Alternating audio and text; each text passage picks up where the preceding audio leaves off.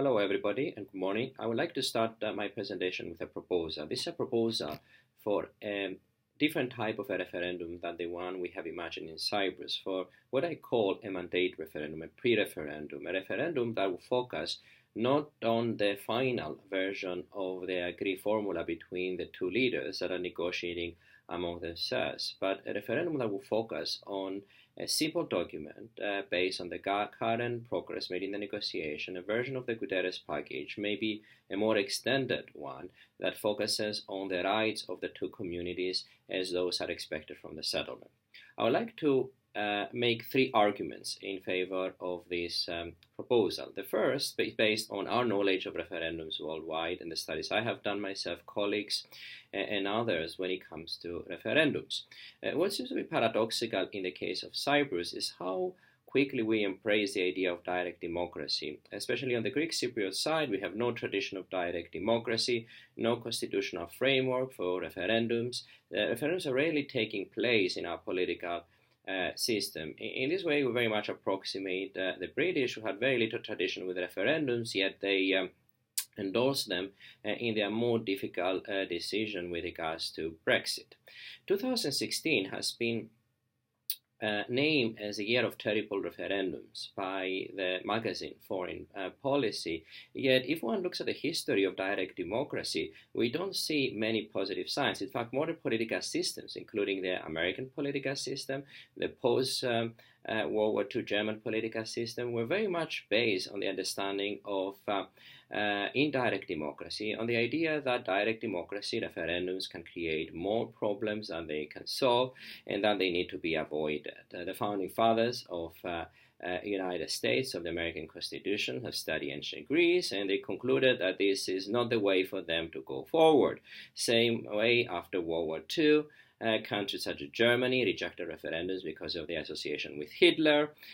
Places such as Belgium have not had referendums for decades because of an unsuccessful one that almost led to the end of the unity of the country in the 1950s.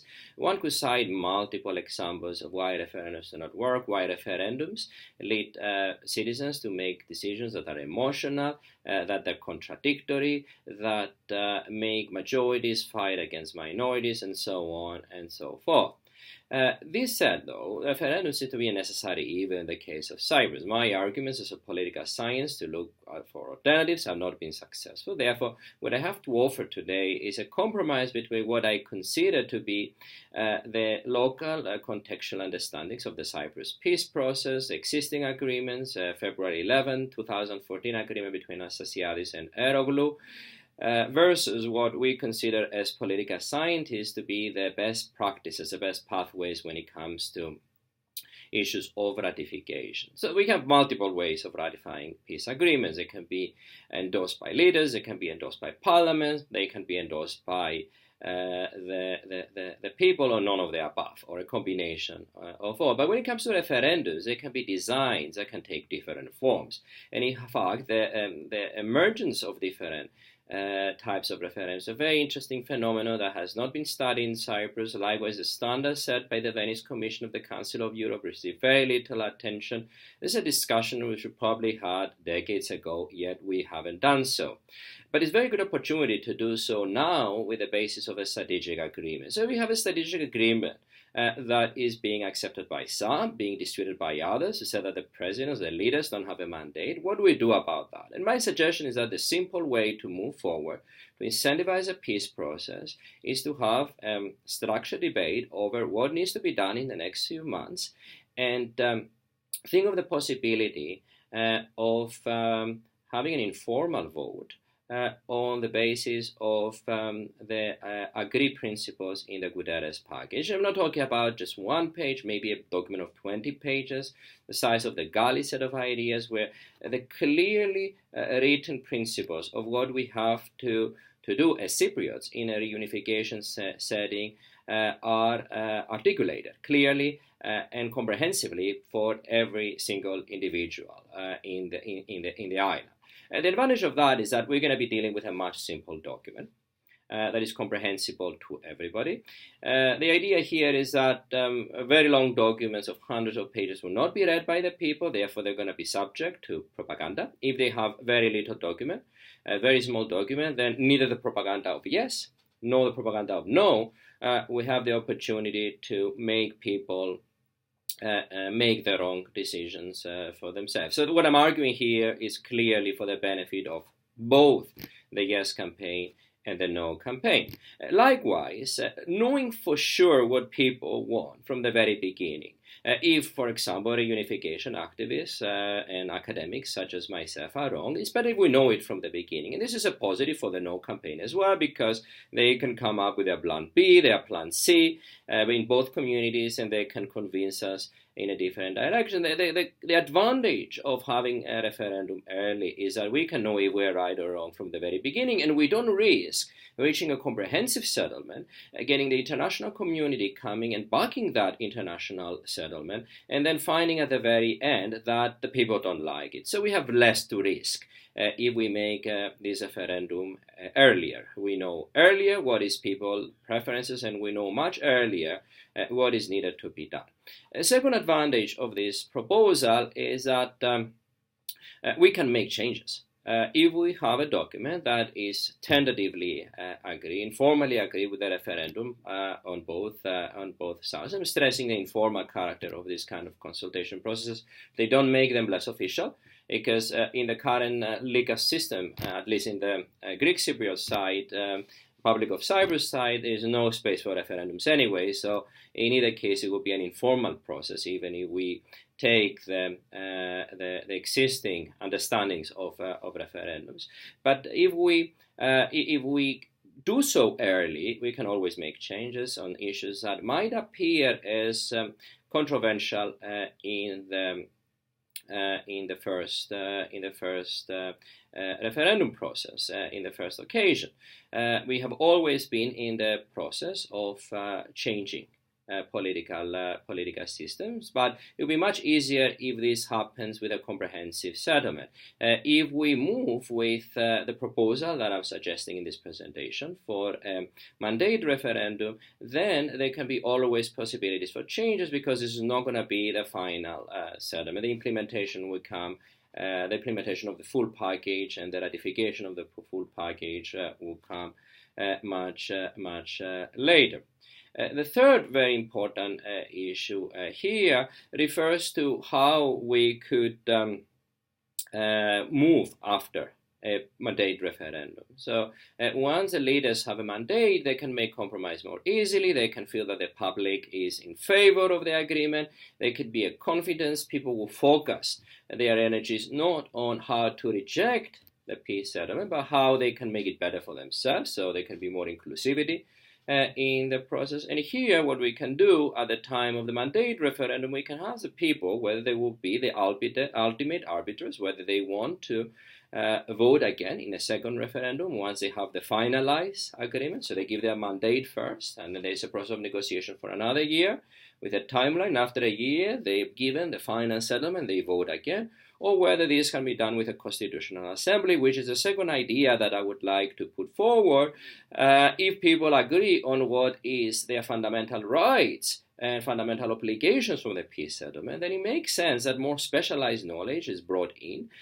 Leaders are elected through a process, a democratic, inclusive process, where we vote 24 Greek Cypriots, 24 Turkish Cypriots, maybe some members from the other communities as well. And these leaders, these future senators, if you wish, come forward with the final version of the agreement, which they agree, majorities on both sides, ratify, and then we don't have to go through a referendum. So there can be one option where people vote in advance, and then they have another vote at the very end, or another one vote at the beginning, and then there's a process of ratification through a parliamentary type of senatorial type of decision making. This would allow us to solve a number of complex problems.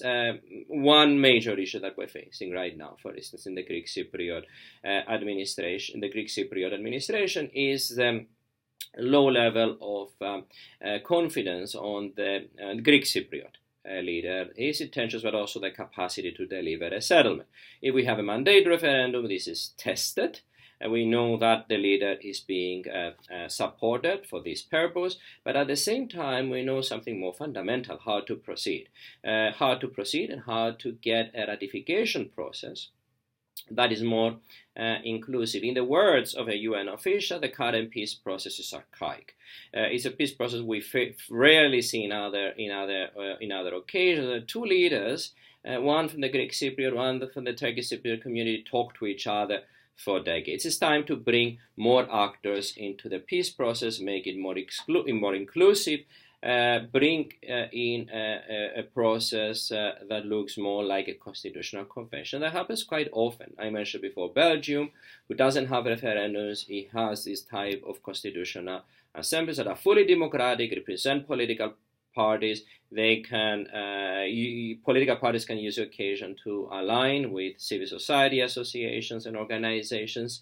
Cyprus Academic Dialogue can play a key role in providing the agenda and support in this particular situation with other organizations, NGOs in Cyprus who have been extremely influential in the peace process. But from being in the margin, if you wish, of the political system, come to the center of the process after a successful referendum. How confident are we to believe that we won't win the referendum? That I don't know. Some polls show that there is a tendency on both communities to support the process of reunification. These are studies by Haris Psaltis and myself, by Alexandros Loizides and Ahmesos and his colleagues at SEA. There are World Bank surveys who show the contrary, but one could not be certain. And what the argument here is that we're not trying to make a peace process work artificially. This process of having a referendum earlier, this is the main argument of the presentation, is that it will favor both yes and no campaigners, in the sense that we're going to know earlier on a topic that we're both interested in shaping the agenda in the future.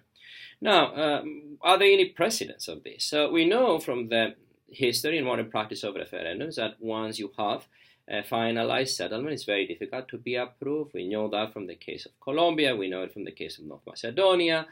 We know it from a number of recent examples that this has not been working right. At the same time, we see the increasing use of referendums. This is the irony. So Cyprus is not an exception in the sense that people want to have referendums, but it doesn't seem to be adding to the idea of having successful referendums. In the case of South Africa, is one of the during apartheid is one of the classic examples that approximate our situation. There have been other cases recently of mandate referendums to take issues to The Hague between Guatemala and Belize that can be used for this purpose, and issues involving exclusive economic zones. Northern Ireland is somehow similar to the South African case, but the best example in terms of the current situation, particularly in the Greek Cypriot community, is that of 1992 South Africa, where de Klerk was facing similar challenges: lack of popularity, lack of popular mandate. He was questioned on his intentions by all political parties. What he has done, he had made a decision. And often what is required to do is to make a decision and take it to the people. And the decision was to ask the public in South Africa to give him a mandate to continue the negotiation. So he was a very similar time-wise situation as the current leaders in the two communities. And Akinji's situation is a little bit difficult because he is effectively going through the similar process through elections with a mandate right now, with a clear opposition against him on the issue of continuing the negotiations, particularly if that becomes a competition between him and Tatar in the second round. But Anastasis doesn't face any elections for another few years, and he's having an issue of maintain, issue of orientation. So the clergy is very similar situation, asked the public in South Africa to give him a mandate to continue the negotiations. It was very clear that there would be no second referendum in that case, and that he will resign if he doesn't get the mandate. And contrary to the expectations of his political advisors, he didn't only receive minor victories, he won a landslide, because the people of South Africa realized that this was an opportunity for them to finalize the peace process. There was a very clear and understood question by everybody of whether they want to continue the negotiations. So in the case of South Africa, it's a little bit different, if you wish, because they didn't have something like the Guterres package. In our case, we're going to have a document, something in the range of 10, 15, 20 pages where our rights are written. They're written in a language that is comprehensible by the average citizen. We will bring to the average citizen a document that is according to their expectations and according to their needs. So think about the proposal and let me know what you think, and I look forward to hearing from you your comments. Thank you very much.